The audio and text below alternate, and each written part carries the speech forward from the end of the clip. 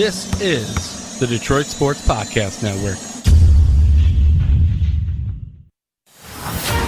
The United Shore Professional Baseball League games at Jimmy John's Field are the fun family entertainment experience that you just can't afford to miss.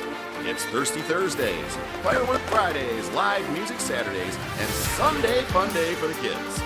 And don't forget, kids get to run the bases after every game, and parking is always free. Jimmy John's Field in downtown Utica is your summer destination. Get your tickets today at USPBL.com. Welcome in, everybody, to the fourth edition of the USPBL Podcast. I am the Doc, John Macaroon. Joining me, Vito Churko, a great co-host, loves baseball. This week, we got a great guest. What's on the agenda this week? Who are we talking to? Ty Hensley of the Utica Unicorns. Did you know, John, he was a first-round draft pick of the Bronx Bombers in 2012. We got to talk to him about that, going through injuries in the Yankees farm system, and how the heck did he get to the USPBL in Utica, Michigan? We'll find out about all of that with Ty Hensley in just a short minute. And it is Utica Unicorns right-handed pitcher Ty Hensley joining us here. Ty, how are you doing? I'm doing good, guys. Glad to be on. Doing well ourselves over here, and great having you on for the fourth edition of the USPBL Pod. Now, you really have an interesting story. And to start off, you were drafted in the first round of the 2012 Major League Baseball draft by the Bronx Bombers, and you received a $1.2 million signing bonus. I wish I could get that out of John, my co-host here at the Detroit Sports Podcast Network. I don't think that's happening anytime soon. But my question for you regarding that is, what was draft day like for you? You know, it's pretty wild, pretty crazy.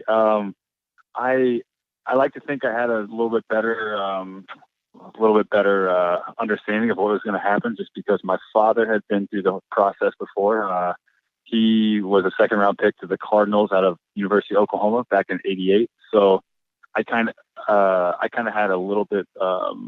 I kind of knew kind of what to expect a little bit, I guess. But no, it's one of those moments, one of those days that you just can't really, can't really prepare for. It's just really, your life just changes in a matter of just a few seconds. So it's nothing short of amazing. So because of being a first rounder with that big signing bonus, how much pressure did you feel to be a frontline major league starting arm for the Yankees? I think I'd be lying if I, told you guys that I didn't place any sort of expectations on myself. I mean, I kind of set out I had a goal in my mind that I wanted to be in the big leagues by the time I was 21. Obviously that didn't happen, but, no, I wouldn't call it so much pressure, just more of just kind of what I expected out of myself. I really wanted to kind of relish in the spotlight and kind of be that guy. Can you describe your journey through baseball before being drafted by the Yankees? Sure. Well, I guess I was fortunate enough to kind of grow up around it. My dad coached at Kansas State for 10 years, from the time I was, 2 until I was about 12. And I got to kind of bat boy a little bit, and all the college players kind of took me under their wing. So I think it was just kind of inevitable that I was going to become a baseball player one day. But I just think I really fell in love with it at an early age. And it was just something that kind of allowed me to, just make so many friends through it as well. So I don't know. It was just, my parents sacrificed a lot for me growing up, driving me around, traveling around, all sorts of, states and whatever. But, no, it was just, pretty much like anyone else, to be honest with you. I played Little League and stuff like that. And then, I got into high school and just I just worked as hard as I could, every day to try and accomplish my goal of becoming a Major League Baseball player one day. Your first childhood memory of playing baseball is what? Let's see. My first childhood memory of playing. I don't know if necessarily my first memory of me playing that sticks with me more than anything, but I'd say my best baseball memory when I was a kid was like my 11th birthday. I think it was my 11th birthday. We took a trip out to Cape Cod, Massachusetts, like as a family. And my dad got us Yankees Sox tickets up at Fenway. And at this point, I've been to a couple of major league games, but I think it was just like the Kansas City Royal Stadium, which is a nice stadium. It's just, it's not the Sox Yankees rivalry. So anyway, I remember that game was just crazy. Like the Red Sox were down like 7 runs, and like it was like 7-0 in the 7th inning. They ended up coming back and winning the game, like in the bottom of the 9th. So it was just like, and I just remember there were fans just fighting. There was like a lot of ejections of fans and stuff fighting left and right, and it was just crazy atmosphere. And like I think that's like where I just really, truly like wanted to be like part of that. Wanted to be like on that stage. So I think that's kind of where I fell in love with it. So you saw that heated rivalry between the Bronx Bombers and the Bo Sox at a young age. Then that must have been something. Quite the experience right there for you. Then you're drafted by the Yankees. I mean, this team with all this tradition, all these World Series championships, as you know, Ty. And then you end up going through their farm system, and you had a heck of a time there dealing with the injury bug, unfortunately. And specifically in 2015, you blew out your arm in spring training. And then you had to undergo Tommy John surgery. And about 13 months after that, unfortunately, you had to undergo another Tommy John operation. How low of a moment was that for you, Ty? Yeah, you know what? At the time, I don't know if I really truly gave myself time to kind of realize what exactly all happened. It was one of those things where like I had so many highs with baseball, and it was like, like obviously I went through a couple injuries, but it was nothing that really kind of kept me from throwing, and like at the end of the day, it's like a little part of me kind of still thought I was Superman, but that's just being a kid and not knowing what you don't know. But no, I think when I realized I had to have my second Tommy John, I really contemplated, hanging them up. I had been through so many different things, and it's just not, spending time on the injured list and rehab room, like that's just not really what you sign up for, and it just kind of, you don't realize, but until later on, but it really just takes the fun of the game kind of away from you, and it takes that competitive edge away from you. And I'll be honest with you, it takes a long time to get that back. But no, I without my family and, good support system, I've had, tell you the truth, I don't know if I'd still be playing. It was a rough couple of years. So describe what you went through and how hard it was for you to get through that second Tommy John operation and recovering from that, going through all the rehab and getting back to playing baseball. Yeah. So, like, I think after I had my second operation, like I just kind of felt like maybe that, like, nobody said it to me or anything, but I just kind of felt like maybe the organization, might give up on me just because the fact that, it's something out of my control, but, there's just not a huge track record of guys, with multiple Tommy John surgeries and like, especially in that short of a time period. But I think when I woke up from my second Tommy John, I just kind of told myself, look, like, let's go be that guy. Like, let's go be that trailblazer. Let's go find that competitive edge again. Bust my ass in the rehab process. Let's go, work as hard as I can. But, I think, when I woke up, I just kind of tried to put all those negative emotions behind me. And it wasn't easy. There are still some days, I'd sit there and say, like, why me? Like, blah, blah, all this stuff, and have like a pity party for myself. But,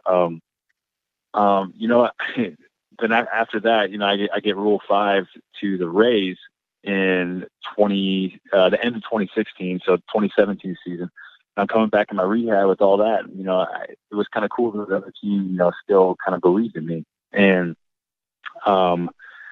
I ended up, like, my first live EP with the Rays, had another snap in my elbow, and come to find out, like, my graft healed so well that it pulled the bone away from the bone, so I had to get a screw put in. So really at this point I was just like, it was more of the same thing. I was like, dang, this is 3 years in a row. Like, what am I doing? I'm just wasting time here, And once again, it was just like, God, my family. I just felt like if I gave up and let this kind of beat me and not kind of go out on my own terms, I felt like not only was I letting myself down, but I was just letting down any other kid or, youngster, another guy that has to go through, crap, cause like in order, the best players out there, the ones that everyone talk about, they all have a story. There's some kind of story. And, I wanted to give somebody who had to go through some garbage to, a reason to believe that everything is going to be okay again. So that's where I'm at. That's why I'm still playing. I give you credit for what you went through to keep enduring through all of it, to keep persevering. And what did those grueling times with the Yankees and the Rays teach you? You know what? I think it really just taught me, no matter how bad anything ever gets, it's like, at the end of the day, like there's light at the end of the tunnel. There's a reason to smile and be happy. And there's just so many things out there to be thankful for. But really just, it taught me drive, passion to persevere, just to overcome, anything that's thrown in my way, no matter what it is.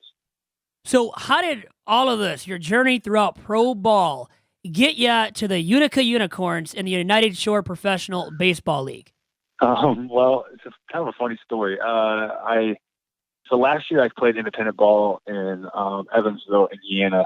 And I had heard last year about a guy named Justin Orenduff, the director of baseball operations here.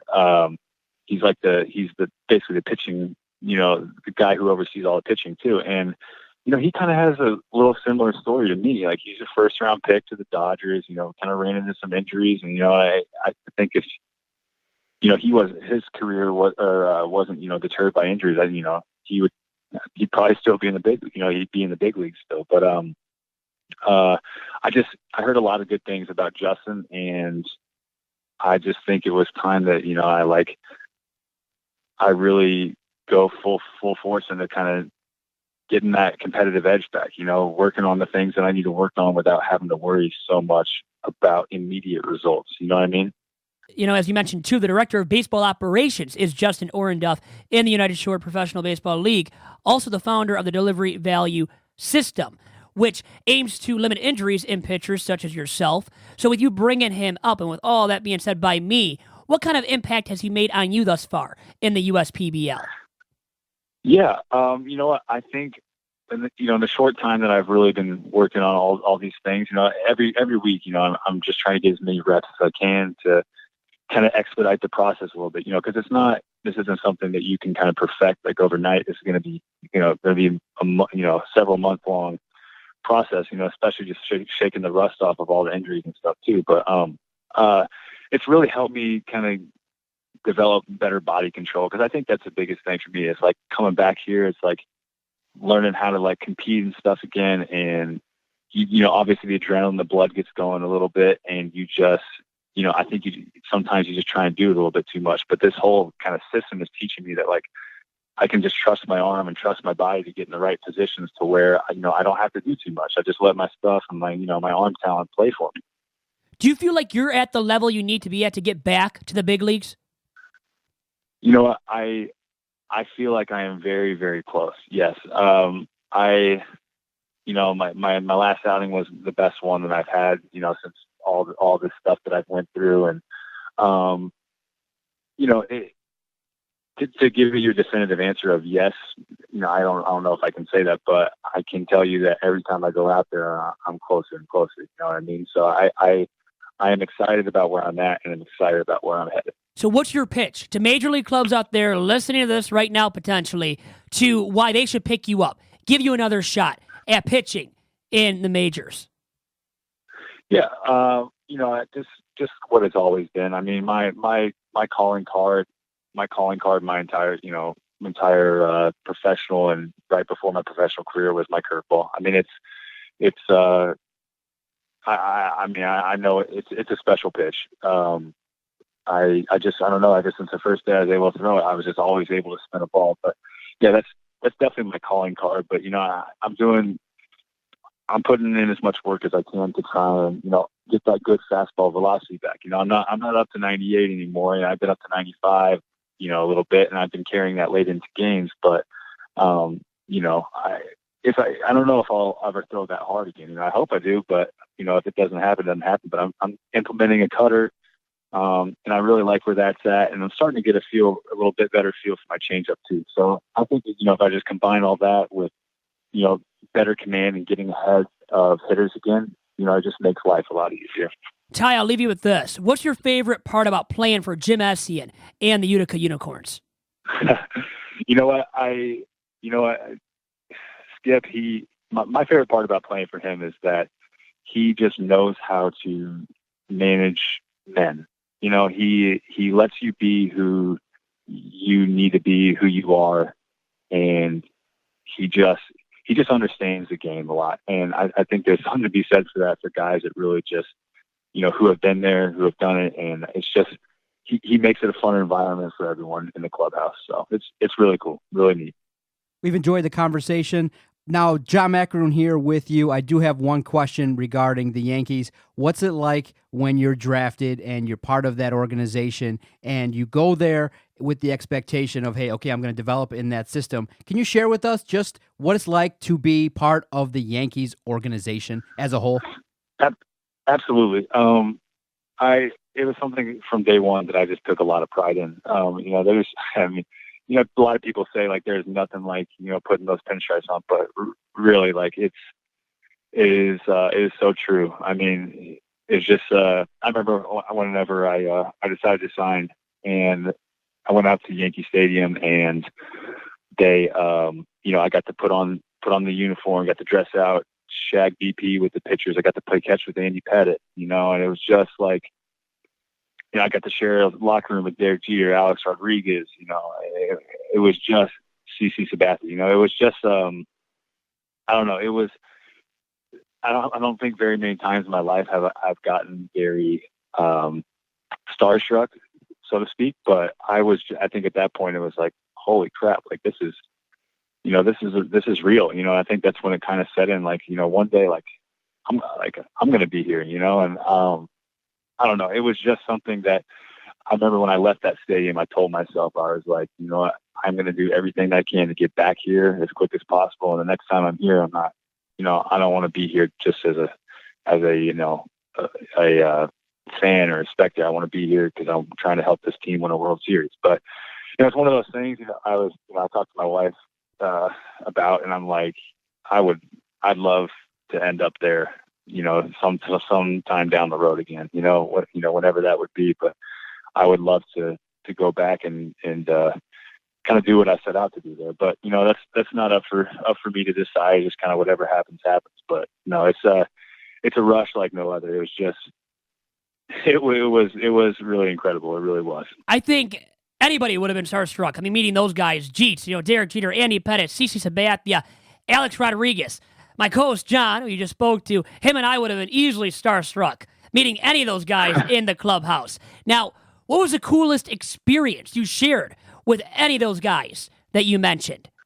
Man, I don't know if I could just name one, but it was really cool how when I got there, each one of them did a phenomenal job of, making me feel at home and, I don't know, making me feel like, I belonged.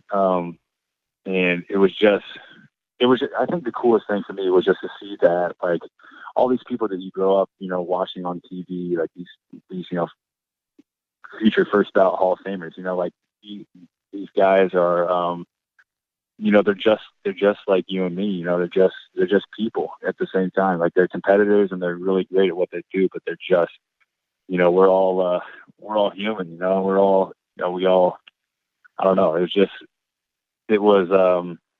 cool to see that each one of them have have a personality to go along with how good they are on the field. And everybody has their own backstory, just like you, and goes through their own trials and tribulations. It wasn't easy for all of those guys as well from the jump.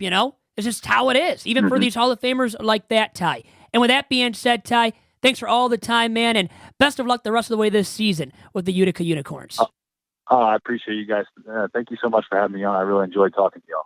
And John, that was Ty Hensley of the Utica Unicorns. And he is a man that was once drafted by the New York Yankees. How about that? In the first round of the 2012 MLB draft.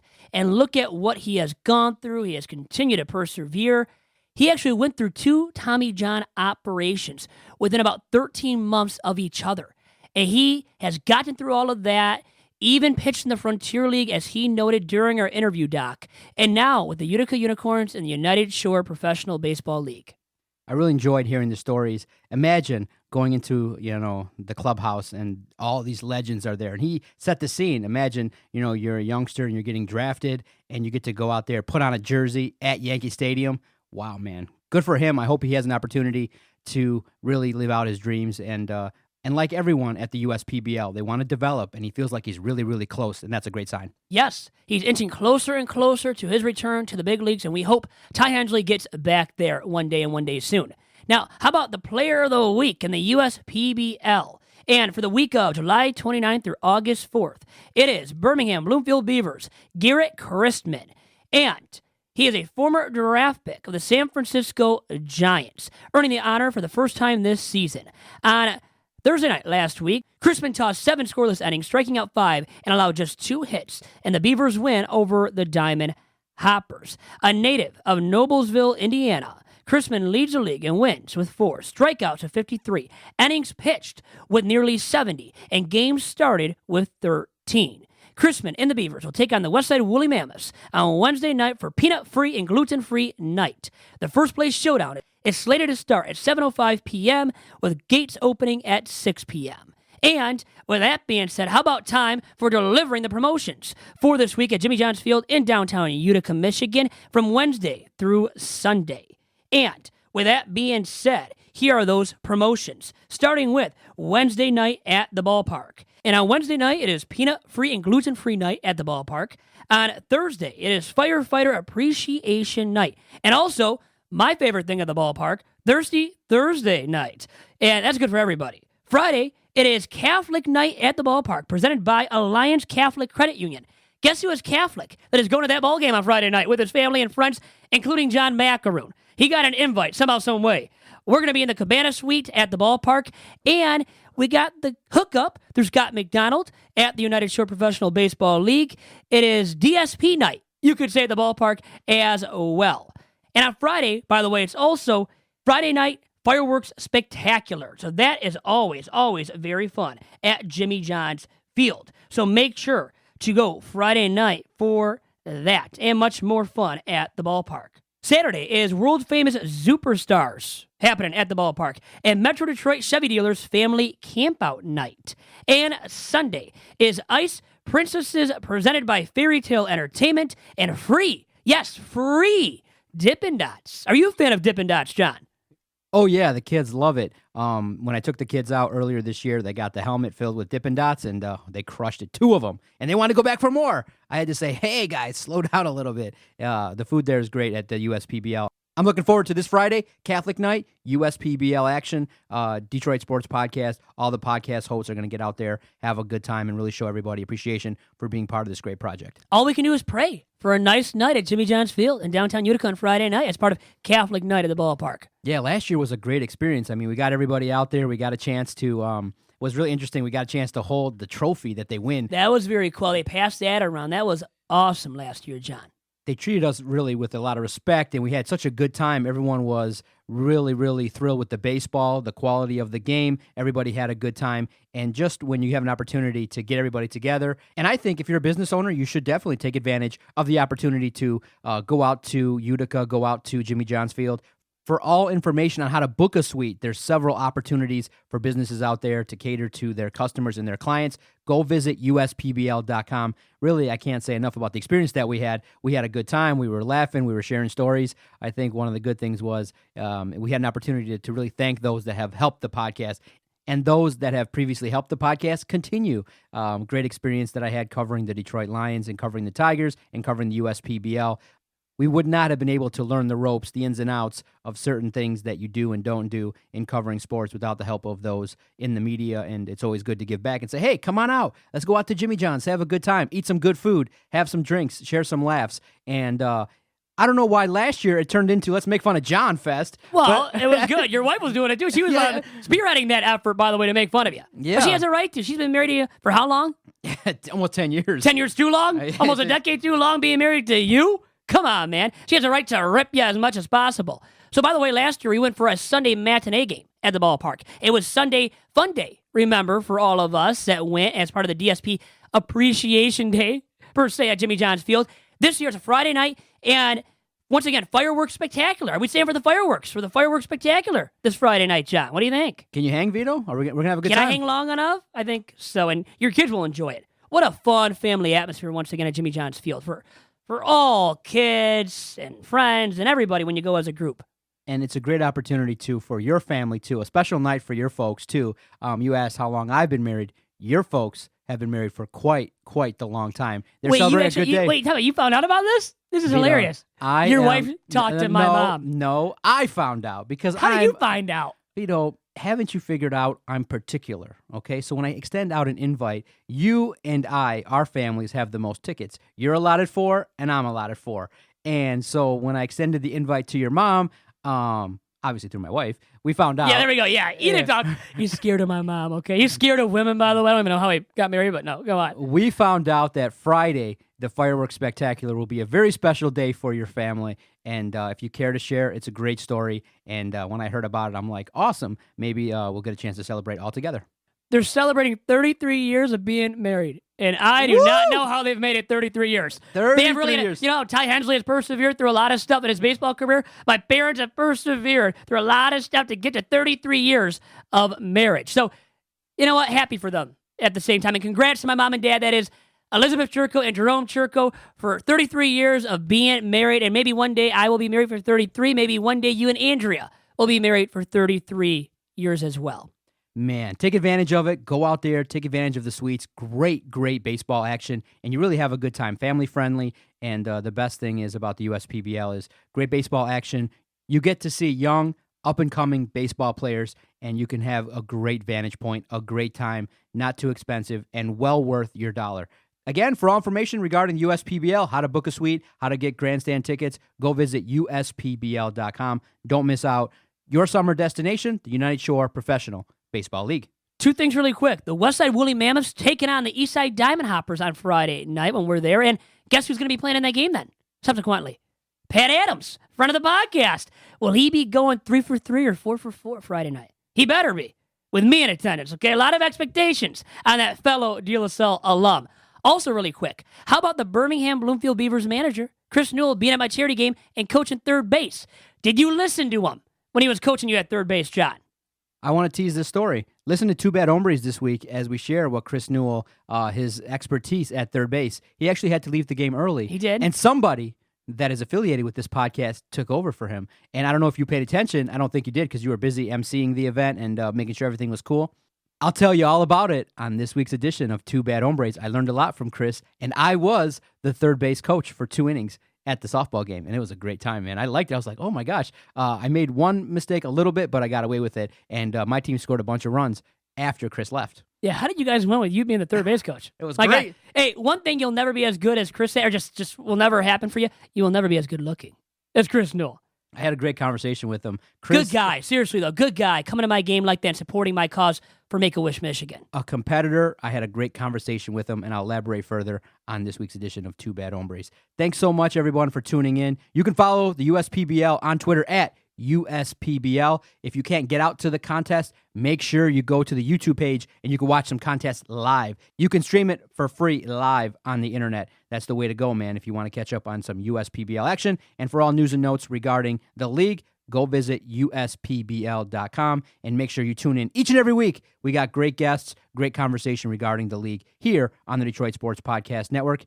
This brings to a close the latest edition of the USPBL Podcast. Thanks for downloading. Doc, thank you much. Ty Hensley of the Utica Unicorns, thank you much once again as well. Adios. The United Shore Professional Baseball League games at Jimmy John's Field are the fun family entertainment experience that you just can't afford to miss. It's Thirsty Thursdays, Firework Fridays, live music Saturdays, and Sunday fun day for the kids. And don't forget, kids get to run the bases after every game, and parking is always free.